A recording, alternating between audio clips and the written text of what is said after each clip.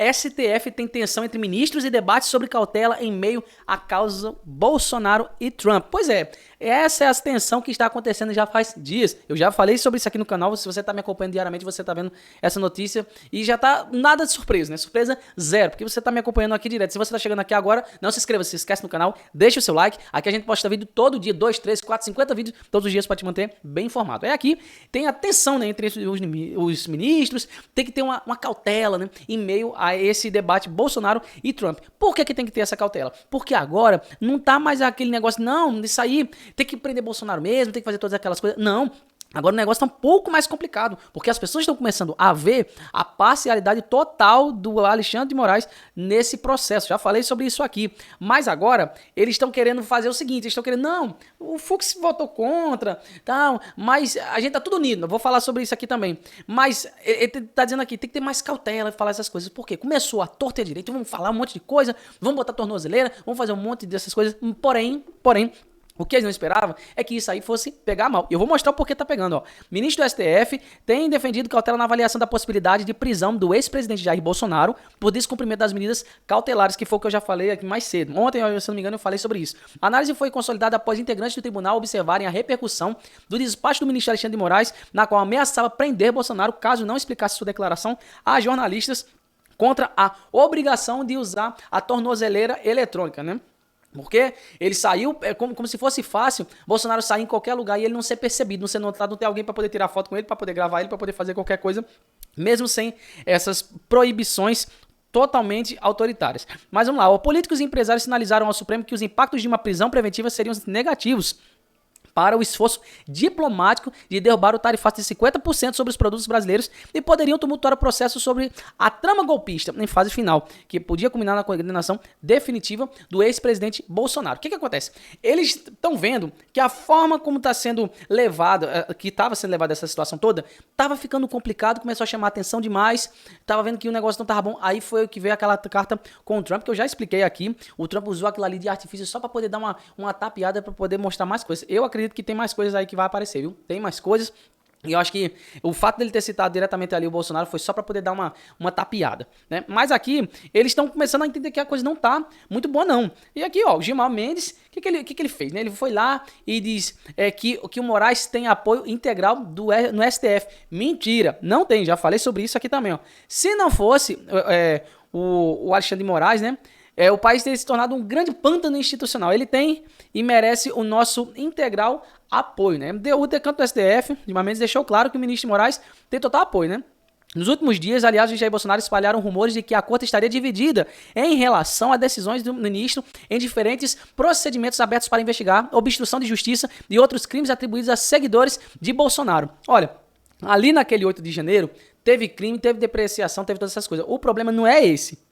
Porque houve, você vê as imagens, é notório de que sim, houve problema ali, houve depreciação de patrimônio público, houve problema. Agora, estão sendo aplicados penas a pessoas que fizeram aquela depreciação como crimes hediondos.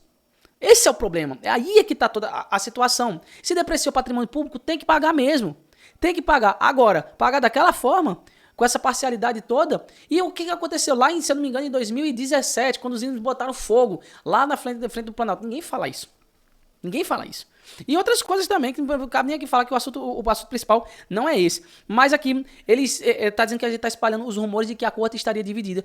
Ué, se não estivesse dividida, a votação seria totalmente diferente. Vamos dar exemplo, se tivesse todos falando a mesma língua, ali dessa repressão toda, teria 5 votos contra Bolsonaro, mas não teve 5, teve só 4. O Fux votou contra isso aí. Disse que não tem como, isso aí, como é que vai proibir uma pessoa, porque ele entende a gravidade disso aí. E só o fato de ter aberto um precedente dessa forma, com o caso de Bolsonaro, e também de um juiz do próprio STF desconsiderando esse tipo de prerrogativa, esse tipo de atitude por parte dos outros ministros, sim, já mostra uma certa discordância nessa situação toda. Aí aqui, o Gilmar Mendes, ele vai falar sobre esse negócio, né?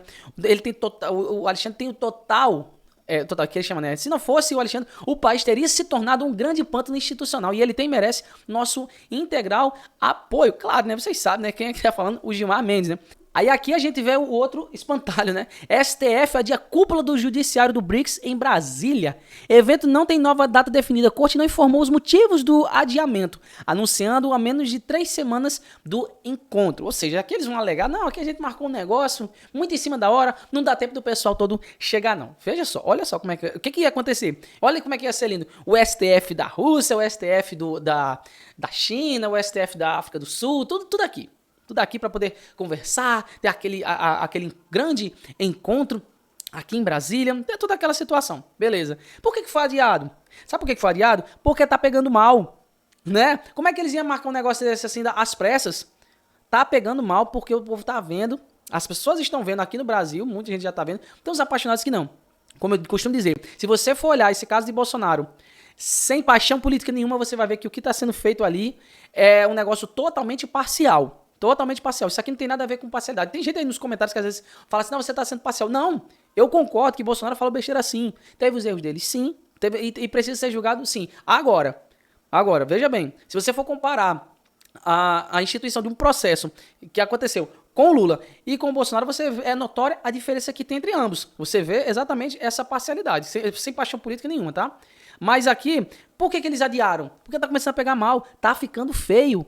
Tá ficando feio e eles não sabem como é que vão fazer não, viu? Não sabem. Aí eles vão dizer assim, não, foi marcado muito nas pressas, né? Aí ele vai dizer aqui, ó, ele vai dizer aqui, ó, a reunião estava incluída no calendário oficial do BRICS, que ainda não foi atualizado. O evento seria conduzido pela presidência do STF, atualmente ocupada pelo ministro Luiz Roberto Barroso.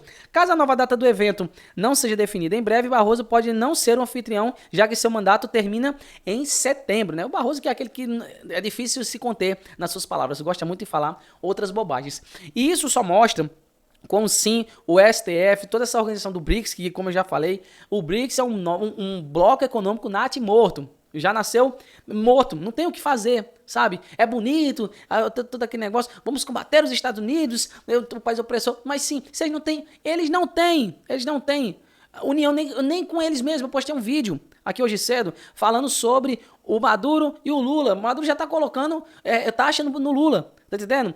O Lula não consegue nem ter a união com seus vizinhos aqui no continente. Aí ele vai ver lá China e Índia, discussão ali no Nepal. Aí entrou esse pessoal dos Emirados Árabes, os barões do petróleo e outras discussões. Enfim, não tem como eles se alinharem nem com as suas próprias deduções de mundo. Nem com moeda, nem com política, enfim, não tem como. Aí quer fazer o quê? Não, vamos bater nos Estados Unidos, porque sim, porque é legal, vamos bater nos Estados Unidos e vai dar tudo certo. É furada, vai dar cada vez mais problema e o que me preocupa é quando é que a gente vai pagar essa conta? E aí, a situação vai continuar do jeito que tá ou vai ficar cada vez pior? A gente não sabe, resta saber apenas como isso vai se dar, mas a gente tá vendo que a cada dia que passa a gente não vê uma solução. Mas uma coisa é certa, dentre tantas outras, o STF está sim dividido, eles não conseguem mais o apoio integral da população, é descredibilizado, como eu já mostrei pesquisa aqui também, e que o STF está descredibilizado durante toda a população, e um dos motivos é essa parcialidade quanto ao caso do Bolsonaro.